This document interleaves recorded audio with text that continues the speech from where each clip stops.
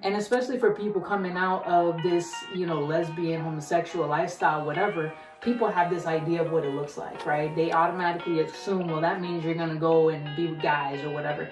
And that's not it. Like, you are missing the mark if you think that that's what it's about. Yeah. And like, the clearest way I could explain it is, you just got to stop doing what you're doing and give him space to move.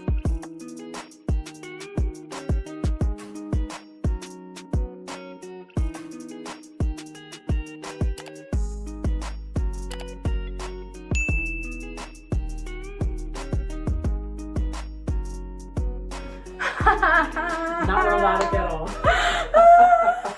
I think honestly, okay, so hello, welcome to the I Rise with the Sun podcast. I'm Yami. I'm Kathy. We just went through the most horrendous, no, not horrendous, I would say that's a little exaggerative, but we had mics and there was two of them, but only one of them worked. And so we went to our pastor, Maddie's house. We got, she set us up with like 5 different things before she was like, no, you're gonna take my little Rode mics, the little ones that the influencers use. And she's like, here you go, boom. They worked at her house. And then we got here, charged everything up, whatever. And it's just not working. It's not happening. So we're using the raw, just phone audio today. So if it sounds kind of rough, that's why. But hopefully it's still gonna be an impactful message today. And not message, it's more of like a conversation. Yeah. And you can gain something from it, learn about some things, and have a good time with us. So tell us a little bit about yourself, Kathy. So I'm Stop that again. The clap. It's literally the cut. All right, you ready? Do you clap back in? So my name is Kathy. A couple of things that I enjoy. I love playing softball. I love really anything outdoors, any kind of sports I'm down to play. I still like basketball. I have a basketball hoop outside my house. Spend a lot of time with my nieces and my one nephew. That's probably my biggest passion, is the place I find the most joy, is spending time with them and just doing the things that kids love. They keep me active. They keep me healthy. So that's mostly about me. If you see me out and about, I probably have 1, 2, or 3 of them with me. That is true. That is very true. Well, I personally know her from years and years ago. We met at the church we both used to go to. We did missions together. And even recently, we were in a play together. Well, kind of. Yeah. She was like an assistant to the director, and I was one of the castmates. So, and now we're going to church together again at our pastor's church, Pastor Tim and Maddie. It's called the Mesa Community Church, an awesome church in DeBerry. If you need a church, there's one to go to right there. But yes, I really wanted to talk and sit down with Kathy today to just kind of hear her heart. She's an amazing woman of God. Tell me about your like journey into ministry and like how that path went for you. So after I gave my life to the Lord, I realized that I didn't know that much about him. I had a personal experience, which is what had drawn me to him, but I didn't know that much about him. And with my testimony, so many people were telling me, you're going to do things, you're going to do this. Well, I need to know what I'm talking about, right? So I don't want someone to challenge me on the word and I have no idea what it says. So I started going to the school that was run through the church. Yeah. And because I already had a associate's degree, I was able to graduate with my bachelor's. So I don't actually have credentials through any organization, but I do have my bachelor's in Bible and theology through Faith Christian University. Oh, nice. Yeah. I also don't have my credentials either, but I too got a similar degree, like a bachelor's degree.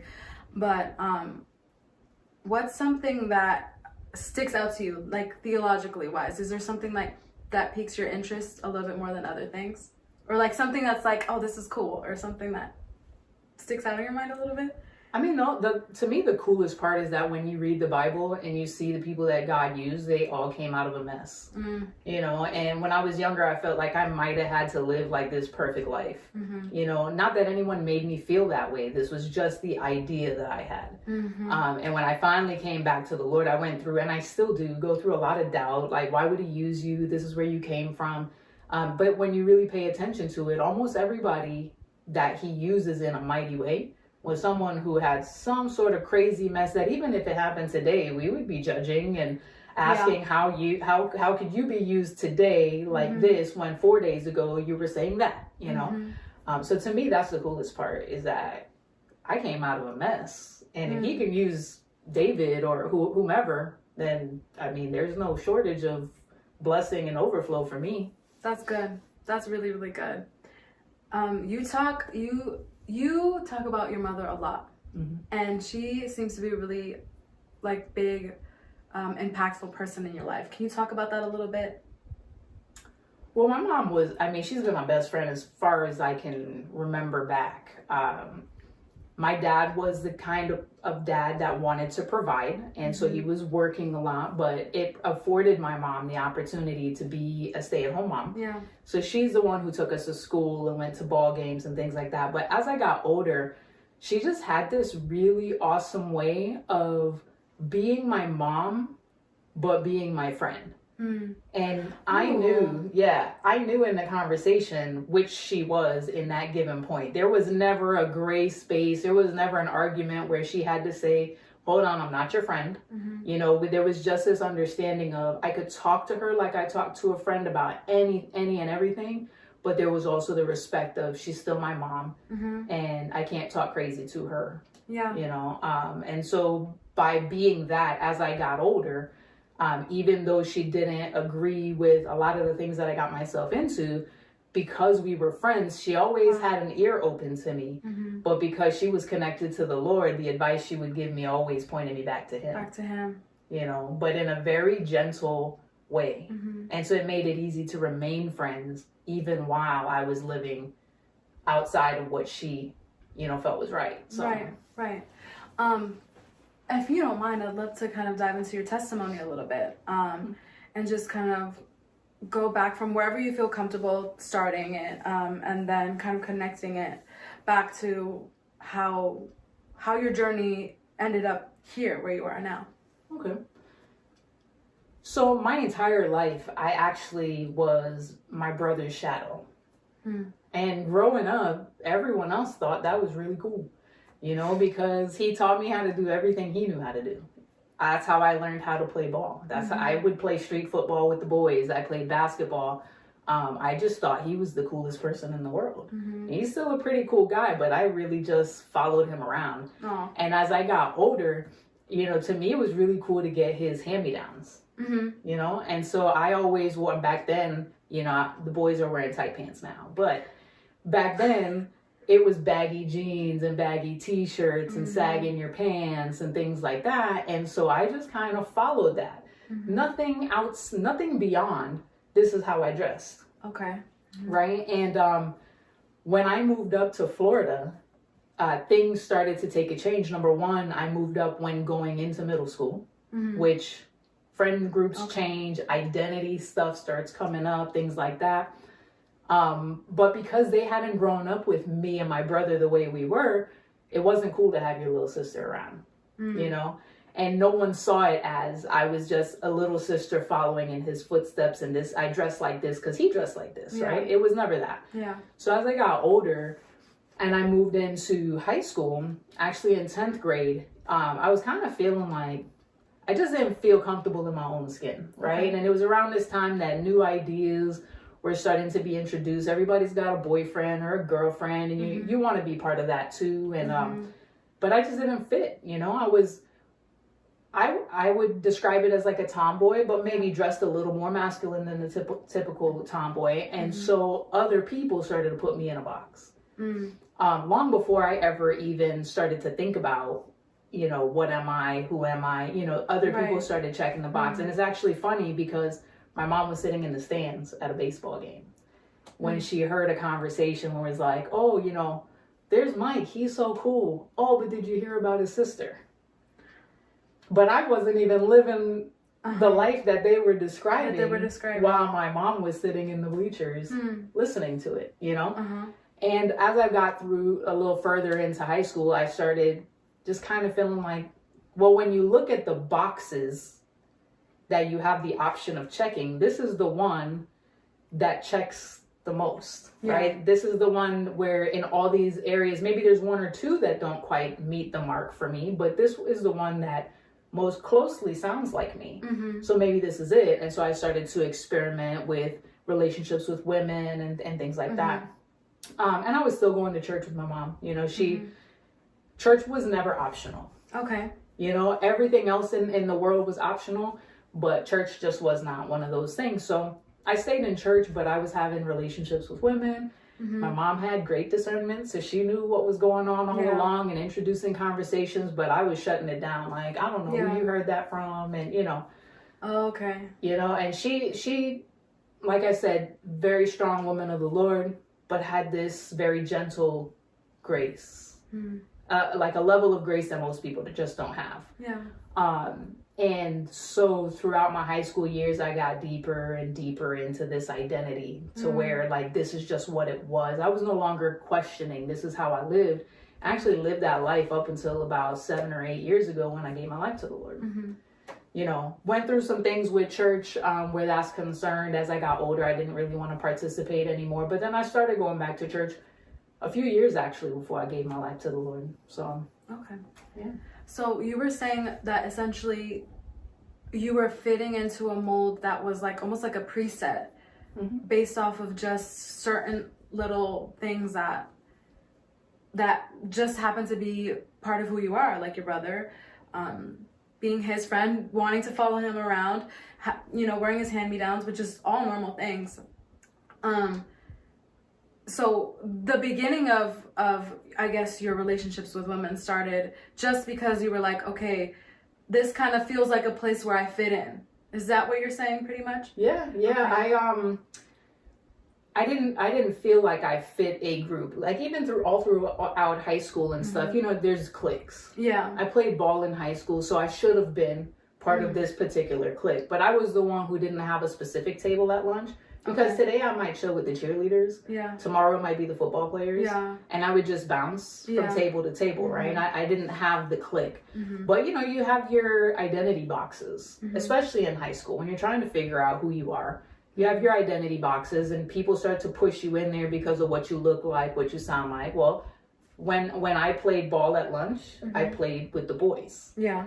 You know, I didn't play with the girls because to me, I grew up playing with other boys, so they weren't on the same level as I was. Well, yeah. Right? Like as far as skills went, it wasn't as fun to play with them as it was with the guys. The guys were more full contact. That's what I was accustomed to. Yeah. So just things that were in my comfort zone because of growing up with my brother and things like that.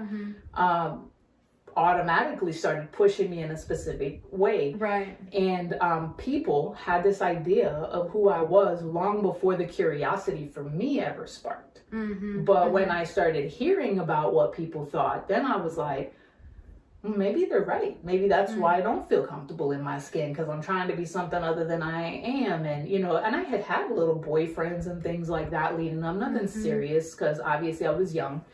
But it like sparked a curiosity for me. Yeah. And I didn't go to a church that had a lot of kids or even a lot of teenagers. So the friends that I had were friends in school, not friends from church who knew the word or were getting advice from people who knew the word. Yeah. So when the first female approached me, okay, and so you were approached. Yeah, I had this curiosity. I met someone. She was already living this life, and then showed interest, and so that sparked my interest, and it was just like a snowball from there. Because of course, the people I'm turning to for advice are not people who know the Lord, who know the Word. I see. It's people who are saying, "Oh, well, if that's who you are, then cool, go do it." You know, and that's horrible advice. But when you're living it, that's what you want. Yeah. Right? Even when you go to the Lord today, I'm 38 years old. When I go to the Lord today and I say, here's my problem, I'm usually like, here's what I would like the result to look like. Right? Yeah. And so when he tells me something that sounds like a slap on the wrist, maybe because it doesn't look like what I want it to be. But as a kid, who's like journeying through and trying to figure out who I am, do what makes you feel good is absolutely horrible advice. Oh my gosh. You know, and that's the advice that I got because I knew that in this particular area, I couldn't talk to my mom, or at least I thought I knew. that I couldn't talk to my mom about this because she would talk to me from just a biblical standpoint and not like, this is what makes me feel comfortable or happy or whatever. And so I didn't have the conversation with her, though she knew what was going on, because like I said, she had discernment. She had a very close connection with the Lord. The Lord used to tell her things when we were kids that we had no idea how she knew, and it's because the Lord would show her. But yeah, so I didn't have those conversations with her, and I got my advice from other dumb kids. Right. So a lot of people think that I've heard this said before, that's why I want to bring it up, that if you're starting to be attracted to, the same sex, whatever, you have to have some kind of traumatic incident happen in your life for it to kind of feed off into this lifestyle that you're now in. Can you relate to that at all, or do you think that's just kind of something people say to make sense of it? I don't know that it necessarily has to be traumatic, right? Yeah. So when we think of traumatic, we think of forced acts, right? But emotionally traumatic, sure. As I got older and the more that I walk with the Lord, the more that I realized that the same way I have this comfort with my mom, I didn't have the same comfort with my dad. Okay. Simply because he was working most of the time, right? And even when we moved to Florida, he stayed in St. Thomas for years to be able to afford us living here and give us a better education and things like that. Yeah. So I just didn't have the same comfort and safety with guys. Even though I had a brother, I mean, you fight with your brother. Yeah. Your brother's not going to protect your feelings at 14 years old, right? He's probably the one who's hurting them. Yeah. Right? Yeah. So I didn't have the same level of comfort and safety with guys. Okay. That I did with my mom. Okay. And so could I tell you, yes, that has something to do with it? No, but I could see how it would. Yeah. How I would find safety and emotional connection with a woman versus a man. I could see how that would happen. Yeah. I don't know for sure that that's necessarily what took me in that direction, more so than just really feeling uncomfortable in my own skin. Right. Because again, I had little relationships and things like that. I will say there was a point in time where I genuinely, this is after my mom was very clear with me that she knew what I was into, and I gave a genuine effort into living differently, right? I did private Bible studies with the pastor, and I was involved in the adult Bible studies, even though I was a teenager. And I just did a lot of extra foundational work because I was like, well, I know she's right. Yeah. So I need to do something differently. And I tried that, but I also made some very bad decisions in doing that and put myself into a situation where someone tried to force themselves on me. Oh. And then in my mind, being immature, well, like, how is this any better? Yeah. Right? And so for a while there, I was like, well, I'm going to just do what I want to, because when I tried, it didn't work. Yeah. So I'm just going to leave it alone. When really what I was trying to fix was my mind. I wasn't trying to fix my heart, which is what needed work. Yeah. So. I hear you. Okay. I see.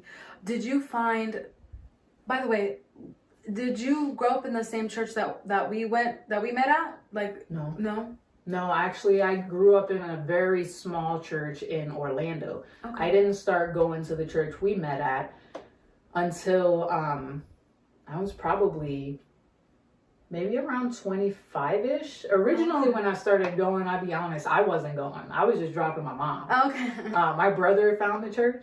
He really enjoyed it. Asked my mom if she would come give her blessing.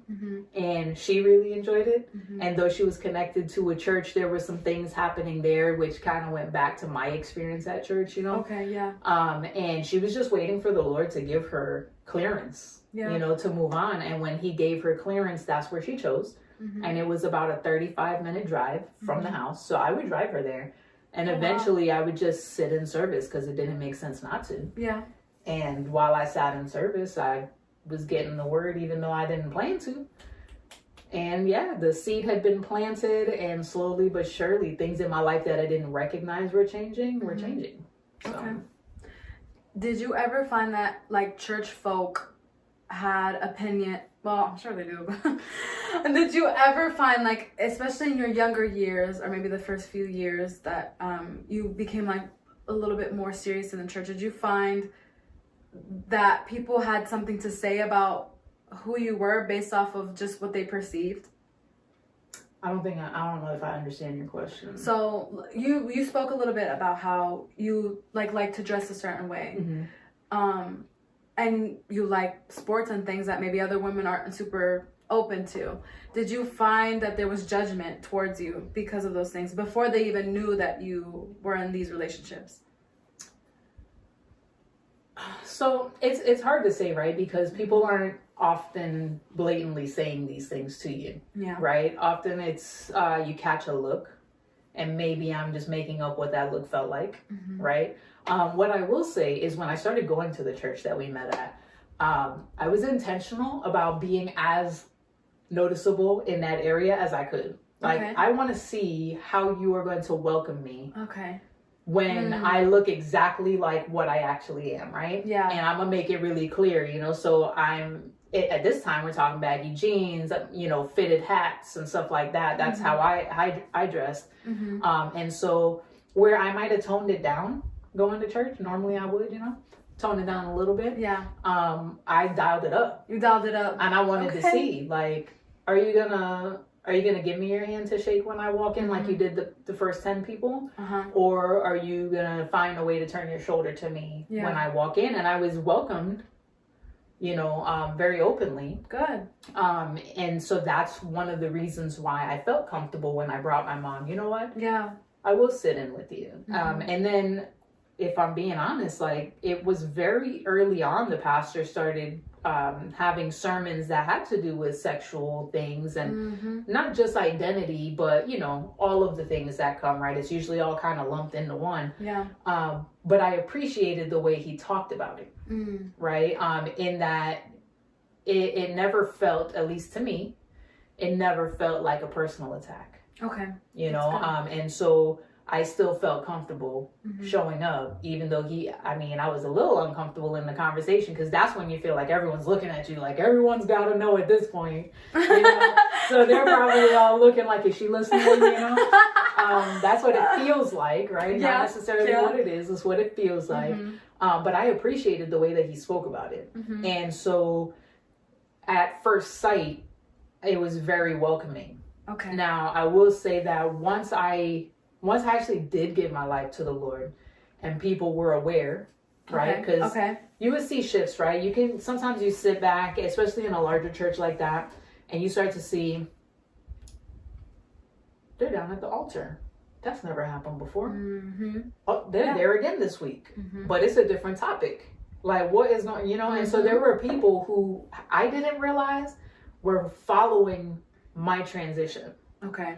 And so they're seeing these things. And so, yes, then people have this expectation of, well, if the Lord changed your heart, he's going to change your wardrobe. Right. Just as quickly, right? And back then, I had faded hair at this point. I had cut my hair off. I had like a number 2 fade that I kept done every 2 weeks, Okay. I had my always appointment with the barber, And so there were people who felt like that should be changing rather than being more concerned about the changes that were happening on the inside. Be happy that I'm here on Sunday. Be happy that you see me at this altar. Yeah. Be happy that you see my hands raised. Be happy that I'm here on Wednesdays for Bible study, because that's an extra measure. Yeah. You know what I mean? And so be happy with these things that you're seeing. Be a little less focused on what I look like on the outside, because the transformation happens from the inside out, you know? And so there were people, even up until, when my mom passed, there were some people who didn't realize what we had been dealing with over the past few months. They just realized I hadn't been at church. And really, the reason why I wasn't at church was because I was watching it from the hospital with my mom online, because she still wanted to participate.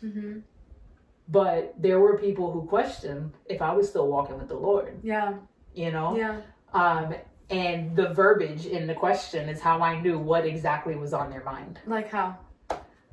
You still walking the straight and narrow? Straight and narrow? I'm gonna throw up. Listen, And I just remember, like, I remember one particular person asking me this question, and I lost my sense of do the right thing, and I was like, yeah, my mom was dying. How's she doing? She's dead. Oh, no. And that was my response, because how dare you question how I'm living because you haven't seen me. Because you haven't seen me, right? Because you haven't seen me in a few months. You're automatically assuming that I've gone back to this lifestyle that at this stage I'm 7 years out of. Wow. Why would that be the first thing on your mind? Mm-hmm. But what I learned through that, not just that, lots of things leading up to it, we have a lot of faith that people will be healed and delivered from things until someone says they're healed or delivered. Then we have a lot of skepticism. Oh, wow. So, and that's kind of what I've encountered. It's like the Lord could do it. He could do it for you. Yeah. Did he really do it for you? But did he really? Like, are you sure? Yeah. Because your pants are a little baggy today. Oh. Are you sure? Because I noticed you've been wearing hats a lot lately. And so we have skepticism until we actually see the miracle in front of us. Like, up until then, we're like, yes, he can do it. He can do it. Then he does. And we want to question, did he really? Yeah. So good. I always like to talk about this. And even on my last podcast, I mentioned how people always like to tackle the behaviors before they tackle the heart. Like, they expect as soon as transformation happens inside that it has to translate to the outside. Right. Which is not the case at all. Typically it takes, first of all, that goes into question which behaviors are even incorrect in the eyes of God, really. Because what you wear on the outside, especially when it comes to like t-shirts and jeans, like you know what I mean? Like, shouldn't you be happy that I'm covering my baby? Right. Rather than like going to the other extreme that most of the other girls that I knew were doing, Come on. So, yeah. Yeah, it brings a lot into question, really. And, we're imperfect, and we all have a different area. And I can say, even for myself, like, when I first started walking with the Lord, I just couldn't understand how nobody did, right? Yeah. And so I was very judgmental, and it took a lot of conversations with the Lord, like, help me to point people to you. Yeah. Rather than turning people away because I'm so hard and fast about what I believe, I feel that. But I just feel like as you mature, you have to learn to approach these things with grace, and sometimes just a little bit of tact. Sometimes it's not a matter of grace; it's really just like bad decision making. But yeah. Okay. Period. I want to take it back a little bit. Back into was there ever a period of time where you were like 1 foot in, 1 foot out, like not fully surrendered, but kind of still going to church? Or was it kind of like you know what I mean? Does that make sense? In the beginning, no. So that's kind of a hard question, right? Because I feel like we kind of go through ebbs and flows. That's true. In your relationship with the Lord. I would say I'm not 1 foot in, 1 foot out on what I believe to be right and what I believe to be true. But there have been plenty of times where my fire was dimmed. Okay. Right? By my own doing. Right? By my own lack of discipline, attention, and intention. But I had an encounter with the Lord before I gave my life to the Lord. Okay. Right? So just to give you a little bit of context, I was in a serious relationship. It had started to get really toxic. And I had noticed, remember I said, like, I noticed things starting to change about myself that I didn't even realize. Things like I stopped using profanity. Profanity really made my blood crawl. Okay. Like, it really just irritated me when people would cuss just for the sake of cussing. Yeah. Right? And the person I was with seemed like that's what they were doing. Maybe not, right? Maybe this is the lens I was seeing through at this stage. Well, yeah. But I would just be irritated all the time by this stuff. And there were other things going on. It kind of got toxic and it abruptly ended. Okay. Right? And shortly after that, I went to a women's conference. And that was the first time that I had like this really clear message from the Lord. Because, and I told Marai this before actually, because the person was speaking to her, This person was, the guest speaker was like prophesying to her. Yeah. But she said something to the effect of, if you're hungry and you're ready, you need to be right here. Right. Yeah. And then she opens an altar call all of a sudden. Yeah. And I just remember the Lord telling me, like, you need to be the first one down there. Because I don't like to be seen. Like, this is very uncomfortable for me. I don't like to be the one, you know, being the forefront or talking. And so I just remember going down and the pastor's wife coming and praying for me. And she turned, in my mind, when I'm sitting at my seat, as soon as she said, if you're hungry and you're ready, in my brain, I heard, I'm hungry, but I'm not ready. Okay. Okay. But then I felt this urge from the Lord to get down to the altar and be the first one there. Which to me, I know this is not like me. So it's not me who wants to be there because I don't want anyone to see me doing this. So I go down, the pastor's wife speaks to me. She turns to walk away and she stops and puts her hand on my arm and says, I don't know what this means, but you're ready. Oh, period. Right. Well, don't you know the next day, the person I had been with, I had been trying to make it work. Yeah. Just wanted to point out that during this part of the video, my camera just shuts off entirely and we didn't really know what part of the conversation we had stopped talking at. So we kind of just kept going. So if it seems like we're kind of like going off on little random tangents before getting back to the original point, that's why.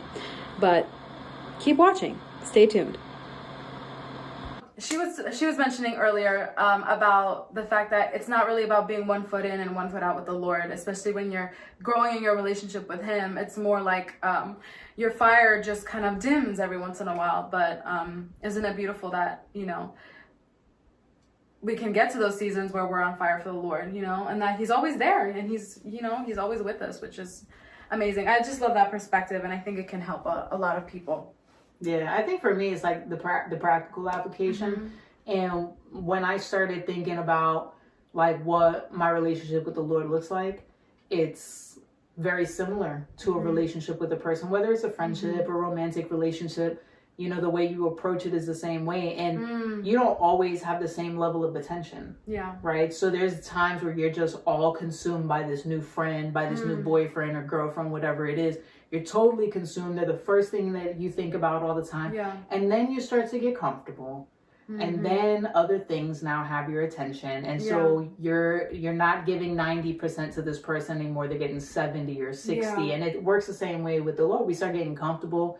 And, you know, maybe I don't wake up to read my Bible today, but I'll do it tomorrow. And then it becomes more frequent that I'm not. And, you know, and so it's not that I'm actively making choices to live in sin now when yesterday I wasn't, but I'm not actively making choices to be closer to the Lord like I should. Right, like the discipline so almost. I haven't ended the relationship. I just haven't given as much attention to it as I need to. Yeah. And so that's why like that dimming, that's where that happens, right? And then you realize and you start putting more attention. And I feel like over the course of your life, like no matter what you do, you could be spending 20 years with the Lord. There's going to be times where it's lesser and there's going to be times where it's more. Yeah. That's why we got to be intentional, you know? That's a huge word, intention.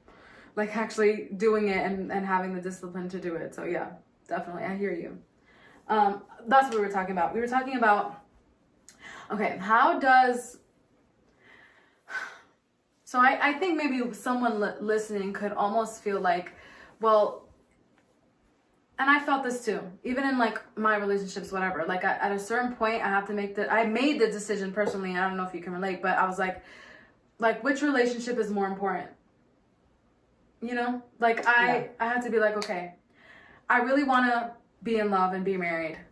You know what I mean? Yeah. But I think my relationship with God is more important than this desire that's been all consuming almost for however long. That's scary almost. I mean, I would say that's scary for me. That's scary for other people in your same situation. Like, okay, all right, I'm going to be with God, but God's not here in the flesh with me right now. I mean, he is, but you know, like I can't touch him. Like, it's not like that kind of intimate relationship, that we crave. Right. Yeah. And it's scary to say, well, I'm willing to like, okay, push that to the side for now. And just kind of give my full attention to the relationship that's most important. Yeah. one that I can't see, but that I know is, you know, within me, that is working through me, that is doing things, that's, you know, is the reason I'm here. Yeah. But it's just so difficult. Yeah. What can you say to that? So I know we've had some technical difficulties, right? So Yeah. we don't know. There was a clip where I kind of shared about Yeah. it. So I'm going to recap just in case Yeah. you didn't. So I was in a relationship for 6, maybe 7 years, something like that. And then it got toxic. It abruptly ended. Mm-hmm. In that little break, I was trying to make it work and she wasn't. Mm-hmm. We were still cool. So it's not like there was no contact. We were Mhm. cool and, you know, but I wanted it to be more. Then I had this encounter with the Lord where, like, there's no way it couldn't have been him because I didn't vocalize my thoughts out loud. So the Yeah. person who confirmed it to me had zero idea what my thought was and didn't even understand what they were telling me, right? They just gave me this word. I don't know what this means, but you're ready. I had just been thinking to myself, I'm not. Mm-hmm. And so it was confirmation, right? Yeah. The day after that, now this ex-partner of mine is ready to have the conversation, ready to start working on things. And long story short, we get back together. Okay. And we're back together, but we're not living together anymore. We stayed, you know, not living in the same house. Mm-hmm. And one day I'm sitting at my desk at work. And this girl, I still don't even know to this day what her relationship with the Lord is like. But she started this conversation in my brain and my heart, and everything just changed while I sat at my desk at work. Okay. And I had been feeling uneasy Okay. about being back in a relationship, but I didn't know why. Mm-hmm. I didn't know how to have the conversation. Mm-hmm. And I was just trying to bury the feeling because I knew if I buried it long enough, I could move on like it didn't happen. Yeah. Yeah. And she just asked me, like, how's things with you and your girlfriend? Mm-hmm. And this whole wave of emotions just flooded through. Mm-hmm. And I shared with her, like, what I had been experiencing in my relationship with the Lord, and, you know, how he had confirmed some things for me. And she sent me this picture, and this picture, like, brings me back to the day. Mm-hmm. It's a picture of Jesus with this huge teddy bear behind his back. I don't know if you've know ever that seen one. I know that picture. Right? And the little kid with the tiny little teddy bear that he doesn't want to get rid of. Mm-hmm. And she sent me that picture. And immediately, this is the only time that I know for sure that I heard the Lord, like, audibly. Mm-hmm. And he speaks to me in pictures a lot. Like, I could see a picture or maybe like a movie reel sort of thing. Mm-hmm. And he said, if you don't answer the call today, you're not going to hear me. You're not going to be able to hear me. And what he showed me was like a dripping faucet. Mm-hmm. Well, when a faucet is dripping, I don't know if you've ever had one, but when it's dripping, one of two things happens. Mm-hmm. It either drips to the point that it drives you crazy and you fix it, mm-hmm. or it drips to the point that you block it out and you don't hear it dripping anymore. Mm-hmm. And that was what he showed me. Yeah. You know, like, I heard him audibly. If you don't respond now, you're never going to hear me as clearly as you did today. Yeah. And then I saw the faucet. Yeah. And it was at that point, like, I literally was sobbing at my desk at work and had to leave work early. Wow. Called my mom to tell her, like, what was going on. And she's like, just drive home. Don't talk to nobody. Just get here. Wow. And of course I couldn't do that. So I, like, texted the girl, like, hey, we need to talk. And so her response told me she could feel the difference too. Because the first thing was, we're breaking up, aren't we? And I'm like, I'm so sorry. Oh my because gosh. I know I pushed you to get this thing back together. And now I'm making this decision. Wow. So it was like twice as hard because, number one, I would make you break up with me. I didn't want to do it. Okay, like, yeah, you know, yeah, I was that person. Like, I don't want to break your heart. You go ahead and break mine. Yeah. But not only that, like, I had literally been so insistent on putting it back together when you didn't want to. Yeah. And now I'm going to do this to you. Mm-hmm. So it was hard to make that choice, you know? Yeah. And especially for people coming out of this, you know, lesbian, homosexual lifestyle, whatever, people have this idea of what it looks like, right? They automatically assume, well, that means you're going to go and be with guys or whatever. Right. And that's not it. Like, you are missing the mark if you think that that's what it's about. Yeah. You know? And, like, the clearest way I could explain it is, you just got to stop doing what you're doing and give him space to move, right? If you stay in the mud, it doesn't matter how much clean water he pours in, the water's still going to be muddy. Yeah. You just got to step out of the mud. You don't got to get on the other side. Yeah. Just step out of the mud. Let him clean you off. Let him tell you what he needs from you and what he wants from you. And then move from there. Yeah. You know, because there was a lot of expectation. Like, oh, does that mean you're going to be with guys? Well, no, I'm just trying to figure out. Who asked you that? I'm sorry. No, Who asked you that, bro? So many people. What would it be? And people who knew me. Just right out the gate, like, okay, well, I'm not. Yeah, why not? Why not? Oh, my gosh. You know, people would ask, like, does this together. mean that you're going to be, you know, in relationships with guys? And for me, it was just, well, no, like, this whole thing is new. You know, I have to see how I don't even know what to do. Yeah. You know, at this stage, I'm still trying to figure it out. But I just knew, like, that this was something the Lord was telling me to do. And I just needed to do it. Yeah. And that was it. There could not be a gray area, because the picture of not hearing him again was scary. Yeah. And I did not want that. You know, so, you know, you have to make the tough decisions. Turned out to be a really good one for me. That's good. You Praise know, God. Because there's always that doubt, right? Like, the world is telling you, like, God's not real. So then when you finally do experience him, you start to think, like, is what I'm experiencing something I made up? Yeah. Because, like, I want to be right because of my mom, because of this. Like, am I really experiencing it? Or is this all in my head? Right. But there was no way that girl could have known that message that day was gonna change the trajectory of my life. Wow. Because she was actually someone I had a relationship with in high school. The lady at the girl who messaged me, who sent me the picture of, like, her and I had, you know, we used to talk back in the day in high school. And we just stayed cool, you know, through Facebook and stuff. We had stayed cool. And so every now and then we would chat. She was married, kids, the whole nine. Like, it was never anything like that. We were just cool. And so it was just like, hey, I haven't seen you in a while. How are you and your girlfriend? Spark the conversation. Wow. And then, led by God. you know what I mean? Like, and like I said, to this day, I don't know what her relationship with the Lord is like, because we don't really talk much. Right. It's still just a, hey, how are you? Yeah. It's been a long time. Wow. You know?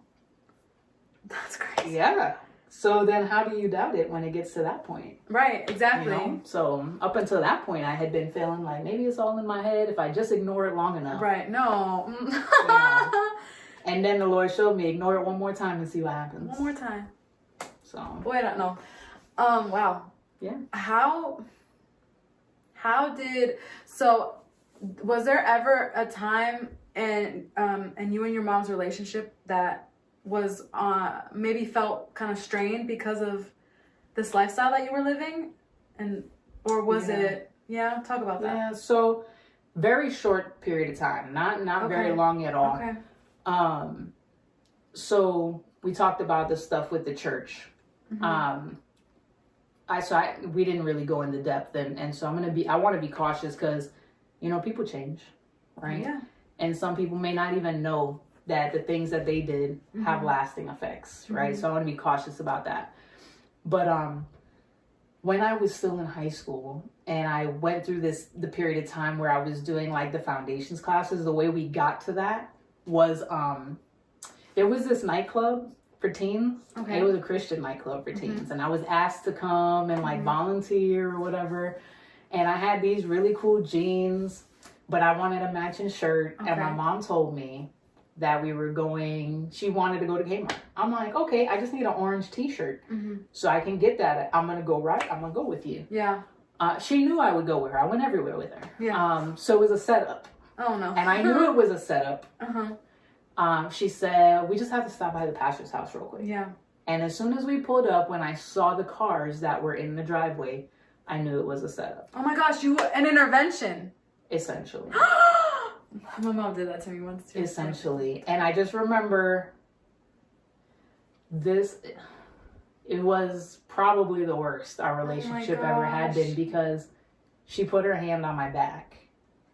And I remember just saying, don't touch me. I hate you. Oh my God. Because I'm thinking, like, how dare you? You know, like, not to mention later on, I was the only one who apparently had to do these things. Not the person I got in trouble with, who also went to the church, But I went through a whole lot of a different experience that had lasting effects to me. And like whether it was self-esteem, the way I interact with other people because of this. Okay. But that's what led to the foundations classes. I quickly realized. What is a foundations class? Just for our audience members. So like when you first give your life to the Lord, if you don't know anything about the Lord, it's a class to really teach you some of the fundamentals. Okay. Right? The basics of his life, how he got to crucifixion and what that means and what it means for us and why he did it. It's really just setting the foundation for you to build off of for your relationship with the Lord. So I was doing that. I was doing Bible studies. I was knocking on people's doors when they wanted to go out. I was forced to do this stuff. I'm like 95% sure the other person was not involved in any of this stuff, but I was. And so I was doing all this stuff. I was so angry with my mom for putting me through this. And then we finally got to a point where I really was giving it my effort. Yeah. Because I knew she would be happy if I was living for the Lord. Yeah. And there just came a point in time where I had a very real conversation with her, and I just told her, I've been trying, Mom. I don't know what else to do. Yeah. I'm trying, and nothing has changed. And when she looked at me and was just like, I know you've been trying. That was it. It was almost like immediately we were back on track. Because she recognized that if for no other reason, I tried my best for her. Wow. And it just was not the right reason. And it wasn't going to work because it wasn't the right reason. Yeah. You know what I'm saying? Yeah. So we had that little bit of a strain. And then there was when I purchased my house out here. Actually, the person I was with went into it with me. They didn't put their name on it or anything like that. But financially, we purchased the house together. With the intention to take care of my mom, and she didn't know if she could move in with me because that meant living in a house under a roof with lifestyle choices that she didn't agree with. Right. Okay. It didn't per se put a strain on our relationship, but there were definitely some conversations that had to be had at that point, which we did, and she eventually moved back out because she got a word from the Lord that she needed to be there. Okay. She thought it was going to be sooner, but he told her she needed to be there because I was going to need her. Okay. And the day she got that phone call from me, she realized that's what she needed to be there for. Right. Because if not, I'd have came home to a house by myself and not knowing what to do. Right. So. Wow. Look at that. So some people in that same situation could be in situations where like their parents may kick them out of the house or like may do something radical or crazy. I've heard a lot of experiences like that where they might be completely disowned or rejected or whatever the case might be. Like what advice could you give to a parent? Well, it's the same thing as like any Christian, right? My responsibility is not to change you. My responsibility is to point you to the person who changes you, right? And there has been no one in the history of time who had an opinion forced on them who just said, oh, you're right, I agree, right? It's usually gonna be butting heads, right? Stop forcing your opinion on me. I feel differently. This is what it is. So for me to approach something I don't agree with that way and to expect it to go well is completely different. It just doesn't make sense. It doesn't make sense. Right? Yeah. And that's like with any Christian. It's not about parents, for parents, it's tough. I honestly don't know as a parent what's right or wrong. This is what was right for us, right? This was natural to my mom's personality. Yeah. On top of the grace, extra measure of grace that she gave because she was given it. Yeah. Right? But it's never the right answer to close the door on your kid because they're not doing the right thing.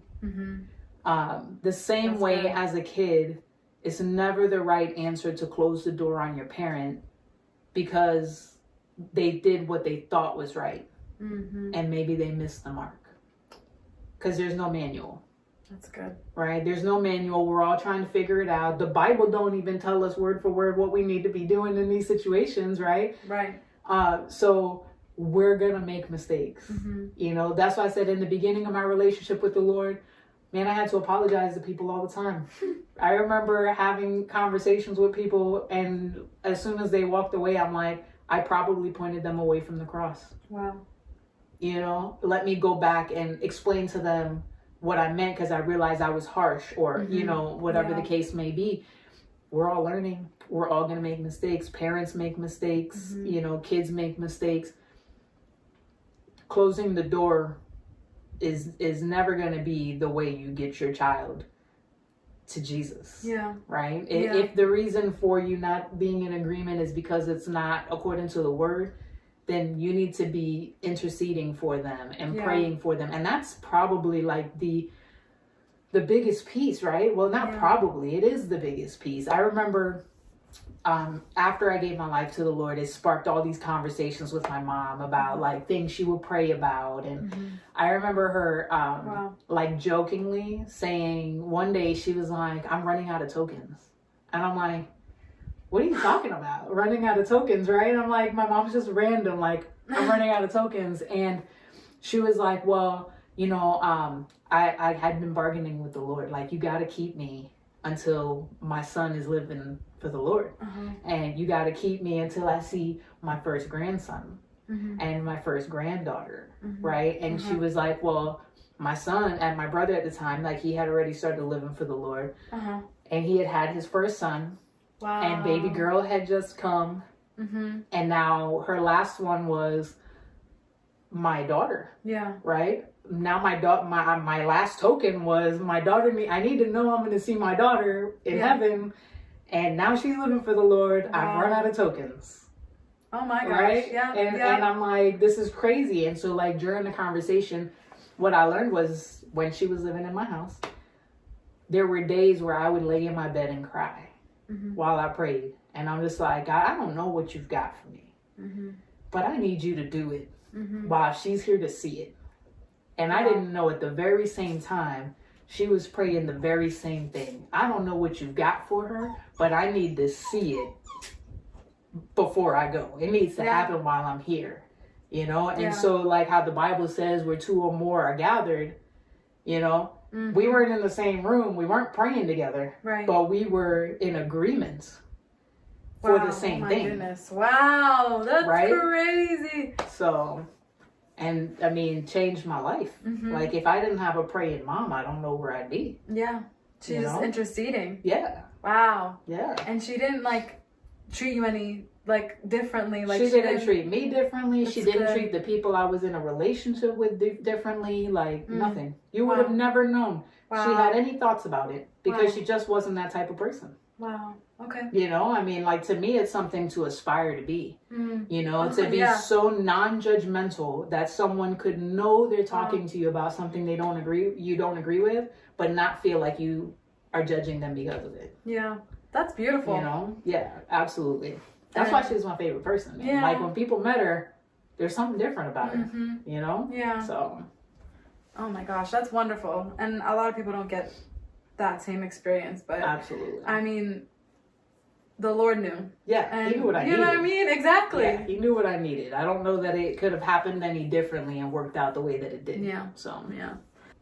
Is there something that are there things that you still struggle with when it comes to like temptation wise, when it comes to like wrestling with certain things or in general, or is it like just something you don't think about anymore?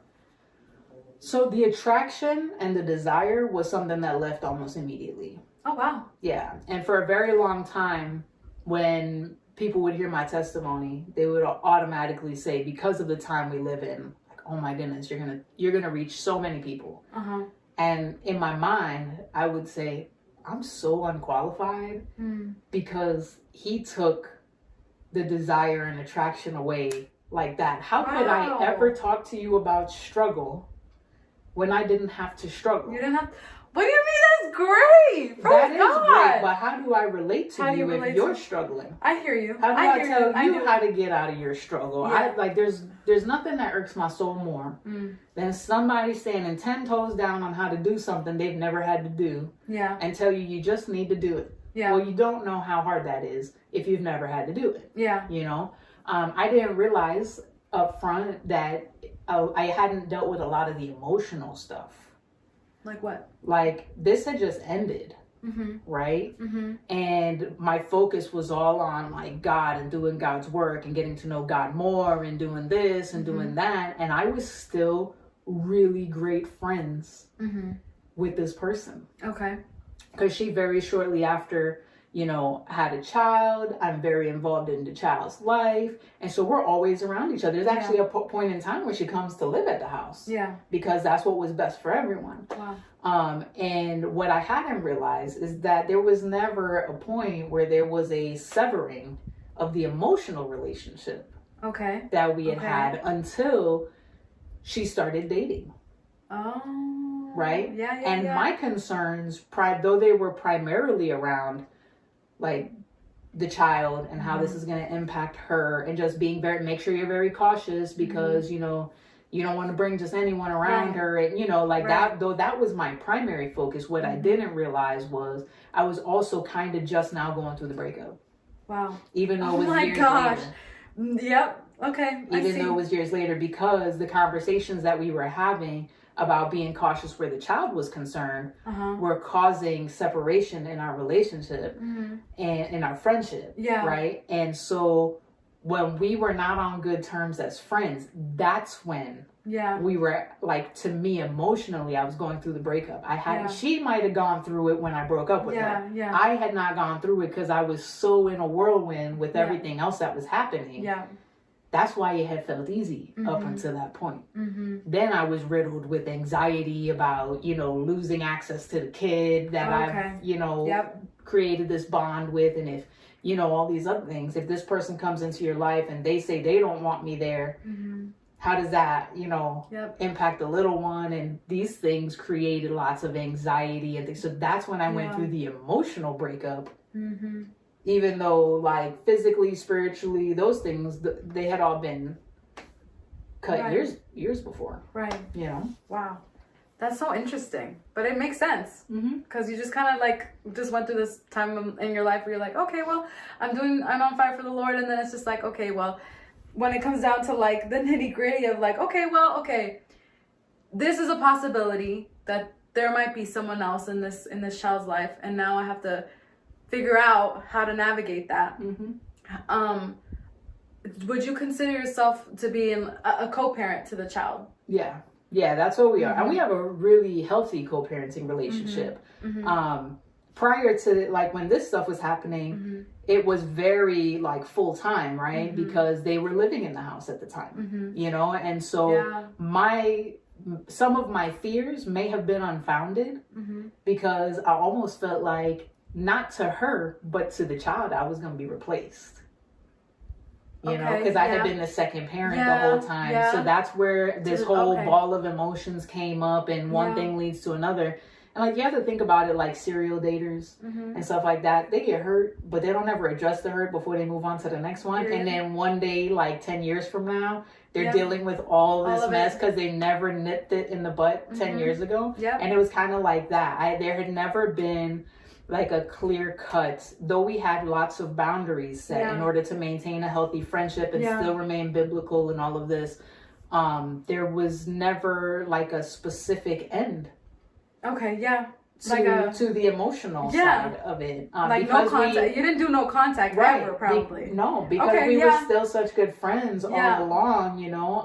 And so eventually it was like all these years later, now we're dealing with these feelings that probably should have been dealt with back then, but I was just caught up in this whirlwind of, you know, a new love and new, you know, so, What were some of the boundaries that you put into place? Well, some of them were like things you don't really think you have to think about, but when you're in a relationship and you're living together, it's so easy to just get out of the shower and walk into the closet to find your clothes and stuff like that, making sure things like that didn't happen. You know, making sure that for decision making, like my decisions are my decisions. They're not our decisions. Unless they were about the child, of course. We have to agree on those things. But one of the boundaries wasn't necessarily just with her, but I do not skip church for anything. Right? Like, unless I can't avoid it, I'm going to go to church. And if it means that I'm going to go to someone else's church that week because I'm out of town or whatever, then that's what I'm going to do. But we're not skipping church to go to the beach. We're not, you know what I mean? Things like that. But yeah, just boundaries more around space. Okay. You know, like how to be in each other's space. Was the big thing. Okay. You know, there wasn't like, I'm not a hugger really. So there was like those types of physical touch things weren't really things that I needed to be concerned about. But again, later on she was living in the house. And so that's why we had to say, well, you know, like, I know you can like not even think about it. And some girls who are just friends who have no attraction in that way might get out of the shower and walk across the room. I know people who are like that, right? So if you're just so comfortable in your skin, that's cool, but we can't be doing that. You know what I mean? Like, I let me know so I can leave the room, because this is not where I want to be. You know, so little things like that. What plays on TV in the house? What plays on the radio in the car? And things like that. We're not going to listen to certain types of things. Please watch your language, you know, because I'm trying to clean up my mind. And, you know, like, I don't want to change who you are, but, like, this is important to me. You know, you have to respect my relationship with the Lord. That's good. So. That's good. Did you ever have any, like, lapses in judgment, I guess? Did you have any moments of, like, falling back into old patterns, or was it pretty much like, no, like, this is what it is, the boundaries are set, and... Yeah, no, because the attraction had been, right? The physical attraction had been taken away. The physical desire had been taken away. So it was really easy to not fall back in because I just didn't want to. You know, so I didn't, like, I could imagine, and I've heard other people's stories where it's a daily battle, the attraction piece. I could see how that would make it really hard to not waver. You know, but for me, thankfully, the Lord gave me grace and mercy. And that piece died down. Period. Like pretty much immediately. Wow. Go off on Jesus for a minute. Like, what does he mean to you, like, deeply? Like, what, you know what I mean? Just, you know, roll out the carpet for him in your life.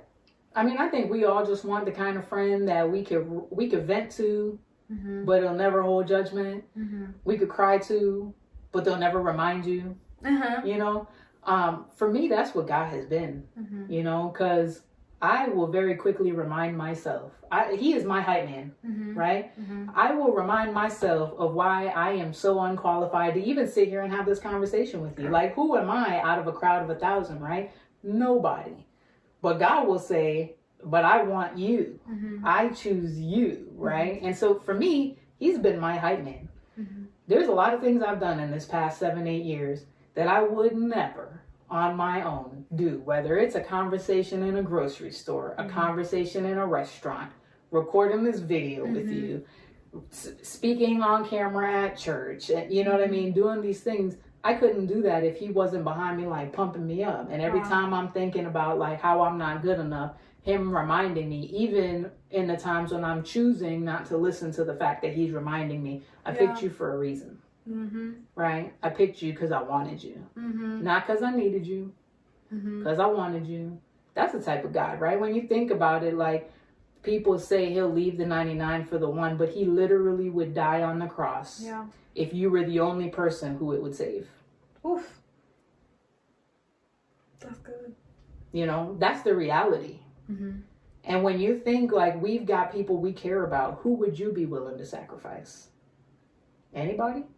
But he sacrificed his son and would do it over again if you were the only one. You know, that's who he is to me. Wow. You know? That's beautiful. Thank you so much, Kathy. This has been such a great conversation, and I'm so happy that you're willing to talk to me and just, share your heart with whoever's listening. I always say I do this for the one, and if there's anybody out here that benefits from just the things that we've said, then all glory to God. Do you have any upcoming events or any upcoming? By the way, she did just preach. I did, and I'm gonna link it. I'm gonna link it for everyone to see. Yeah. Any books or? That's something that it's in my brain to do. Yeah, it's not on paper, but it's in my brain to do. There's just so much to consider in direction, obviously, right? You want to go the right direction, the right audience. But yeah, I mean, I don't think there's any reason to hold back on what God has done and is doing. And then, we got the women's conference that we're working on. Oh yeah, we are doing the women's conference. In November, I'll be speaking at that. But I'm sure between now and then, there will be other things. Because I've gotten just to a point in my life where I've decided recently, very recently, I'm just not going to delay anymore. Whatever he tells me to do, it'll be done. End of story. So who knows? Who knows? Who knows? Okay, period. Well, I'm going to link all of her social media so that you can go follow her, like her, all the things, and see what she's up to. I'm going to link that women's retreat. If you're in Texas, you can join it.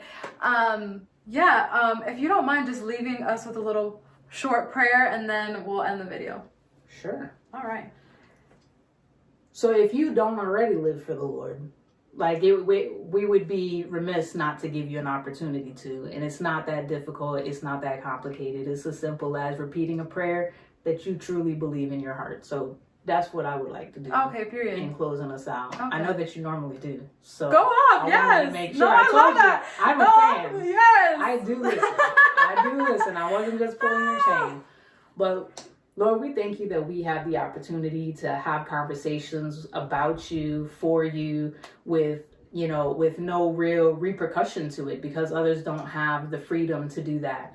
And God, we just ask you that for each and every person whose ears this has fallen upon, that if anyone should feel drawn to you through this, Lord, that it would be for your glory, and that they would feel a strong pull into you as a result, God. And so if that is you, just repeat after me. Lord, I thank you that you give us an opportunity to know you. I ask you into my heart. Help me to be the person that you've called me to be, and to be the Christian that you've called me to be. Help me to hear your voice, to hear it clearly, and to take the active steps towards you, God. In your name we pray. Amen. Amen. Yes. So I'm going to say be well, you say be still, and then I'll say bye, okay? Be well. Be still. Bye. Hey, it's a wrap.